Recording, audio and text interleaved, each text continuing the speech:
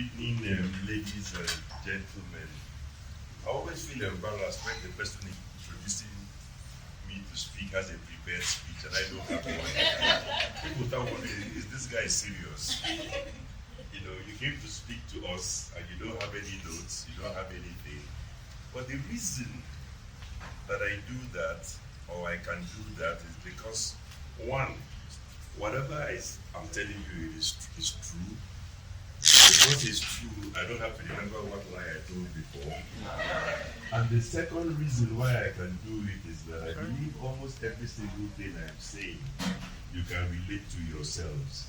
And so you can tell me whether it is true or not. And this session, this event, is meant to be interactive, and even if we don't have many speeches, we will be mingling. It's a mixer event. We can rub minds and learn from each other. So if I'm doing any important national venture, I'm going to want to start with a nucleus, a team. If I cannot convince a handful of people to join me in that venture, then I drop the idea. Does that make sense?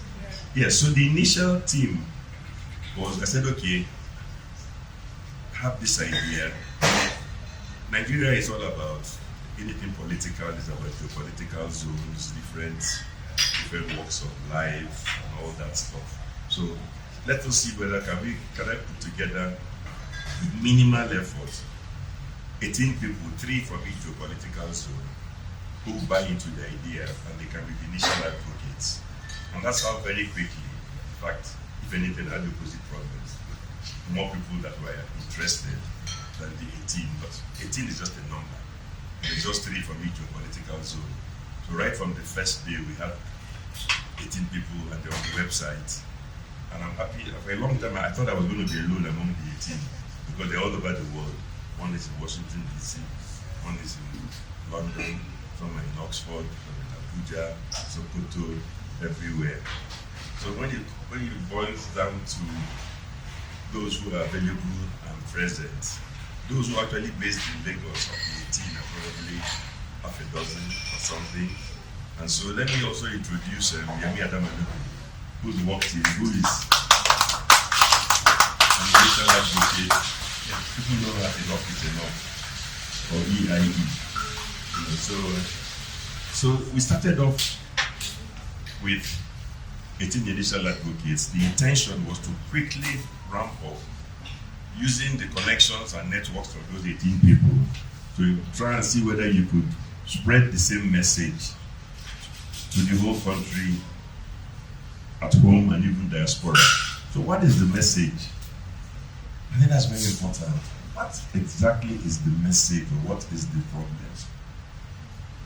Obviously, I think I'm double the age of some people in this room, which is allowed. What exactly is the message? See, I've worked with young people all my life. When I was young, I worked with young people. Now I'm old, I'm still working with young people.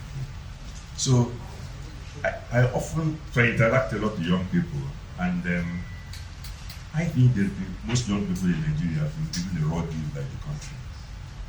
But in terms of the solution, what is the solution?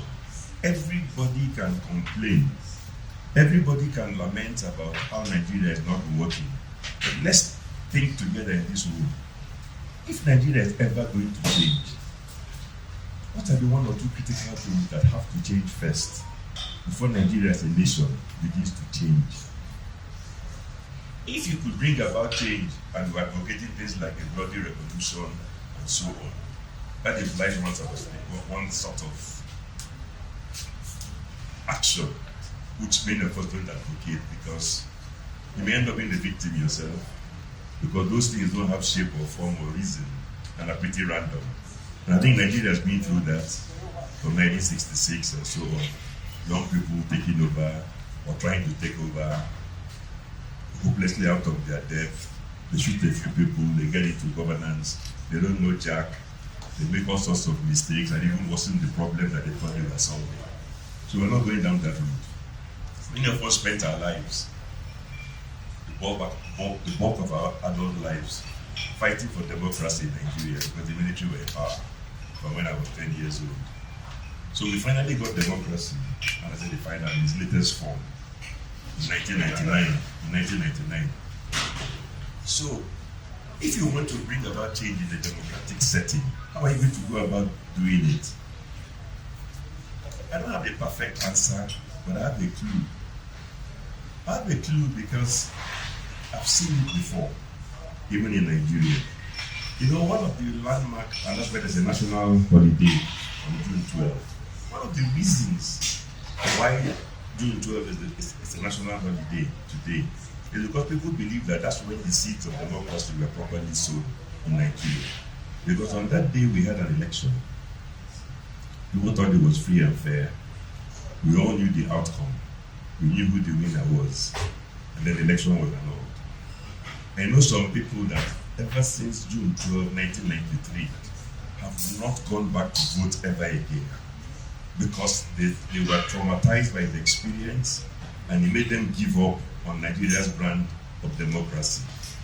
Interestingly, a few of them have told me, on account of a variety of things, including all the arguments from the likes of GoNigeria, at this time they're going to come back and vote. Because they realized that by staying away, they were not helping anything or anybody.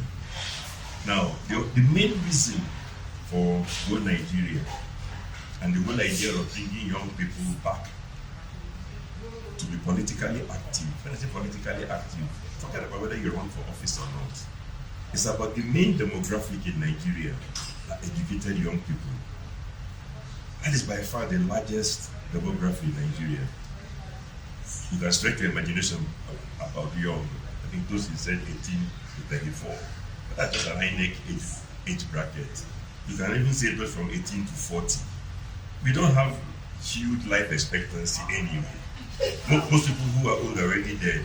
So when you think about those between 18 and 40, if they turn out any day for any election, they're the majority. And the bulk of them are educated. The uneducated ones are the minority. So that educated demography are the ones really who can decide that we are the ones who are going to make our voices heard by taking part in elections, deciding who we vote into office, who we vote out of office. I'll be honest with you. The last election, I could forgive people who didn't vote because they felt, based on the electoral law and everything on the ground, it was a foregone conclusion. There was nothing that was going to happen on election day that they were going to announce that Buhari has lost. So I can forgive people who decided I'll stay at home and watch Netflix. But this election is different, 2023. And that's why I didn't waste my time with GoNigeria, the last election. This election is different in the sense that whether we like it or not, it offers a form of change. The Electoral Act has been sufficiently improved. Many of us helped to join the fight to get us back to where we were on June 12, 1993. On that day, we were counting votes at the polling booth. And that was the first election in Nigeria where we had mobile phones. So we were transmitting and comparing results. And that's why by the following morning, we all knew the results. Interestingly, the politicians realized, understood that, and went to work to make sure that, as best they could, that in future elections, we didn't count votes at the polling booth. This new electoral act takes us all the way back to where we began, where we know we should have been, which is to count the results and announce them at the polling booth. Everybody takes a photograph with your phone, everybody transmits. So it becomes a lot more difficult for people to manufacture results.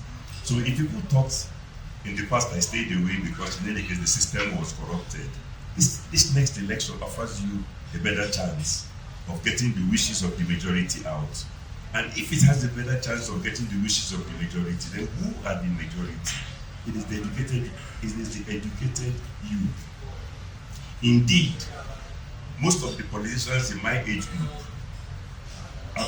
are hoping, and I've always hoped, that many of the educated youth will stay out of elections.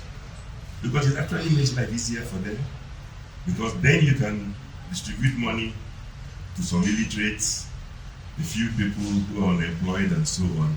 And once you get the critical mass, 10-15%, you've won.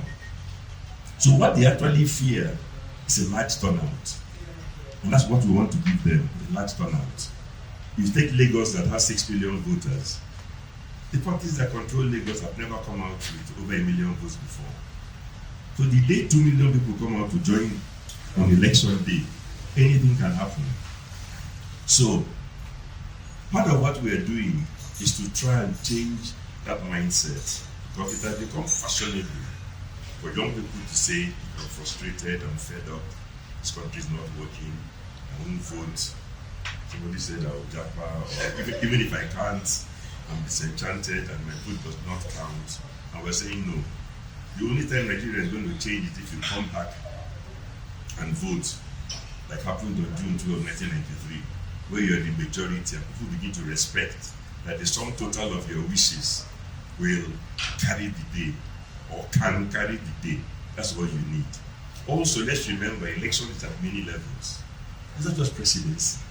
From local government, which I know is not the freest and fairest, but you're talking about State House of Assembly, House of Rep, the Senate, the governorship. At every level, you want to make sure that you're voting for the people, candidates that you think will do justice, or will give you justice, or will do the best for you. So that's what we're trying to encourage, and we're trying to change the mindset, because it has become fashionable to say, I'm not voting, I have no voter's card, I don't care, I've given up on the system.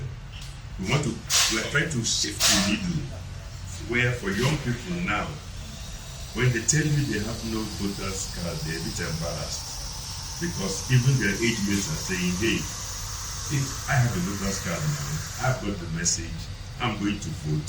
So when you go into a group of young people and you say, who are those who have voters cards? Many raise their hands proudly. When you say, who are those who don't have voters cards? They're embarrassed to raise their hands, and so they know that there's something they do that's wrong. So we're trying to shift that needle and change that mindset, because it is changing that mindset and bringing up educated people that is going to effectively change political outcomes and ensure that educated young voters are picking and choosing which candidate they want to vote for. Even if you don't like all the candidates for governorship, perhaps when it comes to Senate, you can pick out the candidate that you like. Same for House of Rep, same perhaps for presidency. So that's all we are trying to do. Why the tech sector? Now when you talk about, first of all, the tech sector, I'm an economist by training, is the fastest growing sector in the economy. At least it was last year. This year, I don't know, but I don't make predictions. So it was the fastest growing sector. Secondly, it's a sector that is full of young people. So if the tech sector doesn't believe that it is part of their responsibility, then why should any other sector bother? Sectors controlled by very old people and so on, they shouldn't give a damn. So that's why the tech sector is important. Many of you are role models. Even if you don't do anything, your endorsement is important, because unknown to you, many young people, unemployed and so on, look up to you. The direction you point is the one they aspire to. Because even when people are not well off, some things are aspirational. They look up to some people and think, okay, these are the guys, I want to be like them tomorrow when I grow up. So that's why we want many of you to be as active as possible. Please let me just explain. Nobody's asking anybody to take any risks. Do what you don't feel like doing. Go outside your comfort zone. It's not necessary. I'm always begging you to tone down if I get a chance to, because I think our threshold for risk is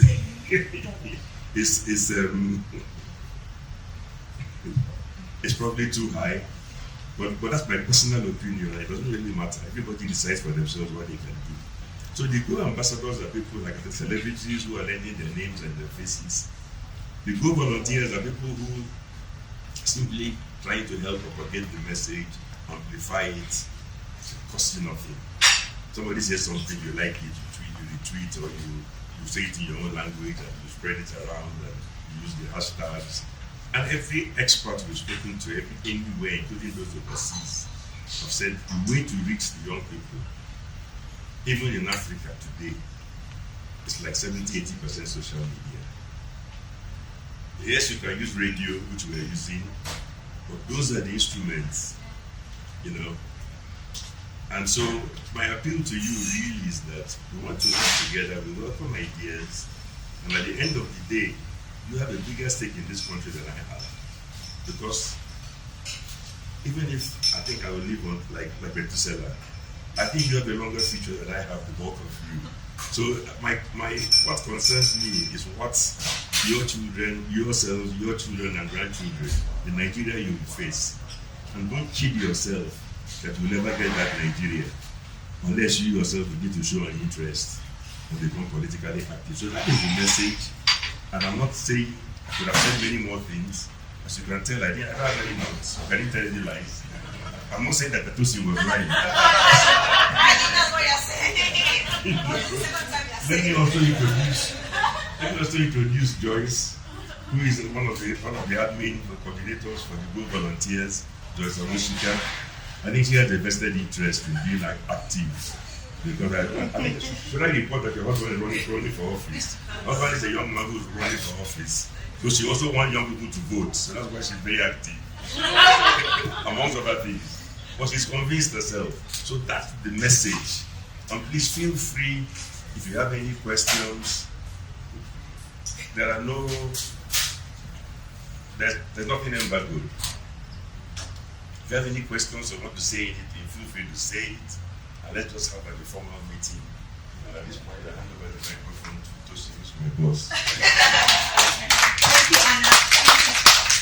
So thank you, everyone. So really, like Anna said, it's informal. We have drinks, we have food. Please mingle. Please ask Anna questions. Ask each other questions, and let Joy know how you like to participate in Go Nigeria. And you want to ask Anna why he's not running for president. You can ask. You're free to ask him why he's not running. Thank you, everyone.